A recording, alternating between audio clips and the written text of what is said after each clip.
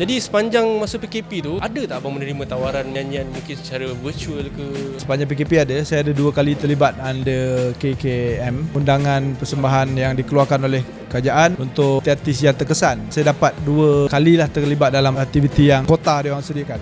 Saya difahamkan 2 tahun sebelum ni abang aktif dengan perniagaan kan. Untuk tahun ini nak kembali balik aktif dalam bidang nyanyian tu, apakah sebenarnya minda abang nak kembali ni? Adakah sebab abang rindu bidang nyanyian ni kembali ke bagaimana? Dalam industri ni memang kita tak keluar, kita memang sentiasa ada. Saya pun terlibat dalam banyak aktiviti hiburan sebelum ni dengan aktiviti TV dan sebagainya. Cuma saya tidak jadikan bidang itu sebagai bidang utama sebab saya terlibat dalam bisnes. Tapi selepas PKP yang berpanjangan, semua perniagaan kita agak tak menjadi. Saya ingin memberi tumpuan kepada industri yang seni yang saya terlibat, hasilkan satu bentuk single. Kali ini kita akan highlight sebagaimana kita bermula dulu. Mengenai abang punya perniagaan abang yang tidak menjadi tu kan, apakah kesan dia terhadap abang sendiri lah? Adakah menyebabkan abang rasa macam sikit sebanyak mungkin patah semangat ke, atau abang rasa satu benda yang okey, ini adalah satu pembelajaran untuk abang?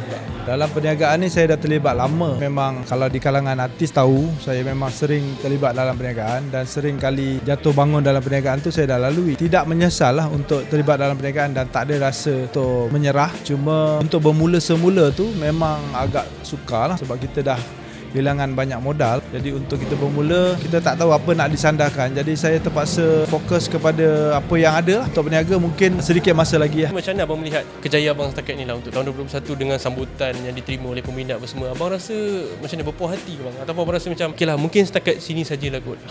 Sebenarnya kita memang berpeluang untuk bersaing dengan artis-artis baru sebab media elektronik yang ada di dalam industri sekarang ni lebih terbuka. Cuma kita kena bersaing mengikuti perkembangan seperti media TikTok, Facebook, Instagram. Kita kena bersaing mengikut apa yang dihidangkan kepada kita. Kalau sebelum ni saya memang tak tahu dunia IT ni, bila cerita pasal Instagram dia macam satu benda baru. Kita tak aktif sangat, tapi rupanya benda tu sangat penting. Yang saya rasa mungkin ramai yang tertanya-tanya juga, abang keluarlah single apa, tapi mesti orang akan ingat Rahmat Mega bayangan Kurawat. Jadi itu adalah abang punya, orang kata, satu benchmark lah abang. So macam mana bang bila dah bertahun-tahun dalam industri tapi orang ingat Rahmat Mega ni lagu tu je, yang mungkin kalau pergi konsert-konsert pun orang nak nyanyi lagu tu juga? Setiap ada perkara yang terjadi tu dia ada persepsi buruk dan baik bagi orang lain. Dalam sudut kita panggil brand tadi, Rahmat Mega, orang kenal bayangan Gurauan. Sebenarnya baik untuk saya tak perlu bersusah payah untuk mencari lagu hit untuk dikenalkan kepada media. Lagu baru adalah lagu untuk memberitahu bahawa kita ada dalam industri. Kita tak hilang. Sebab lagu hit kita tak boleh nak ditutup. Lagu hit tu dah jadi sejarah. Satu sejarah tak mungkin hilang. Tapi lagu baru akan bakal menjadi sejarah baru. Jadi sejarah baru itu perlu dicipta walaupun ada sejarah lama. Kita perlu cipta sejarah baru.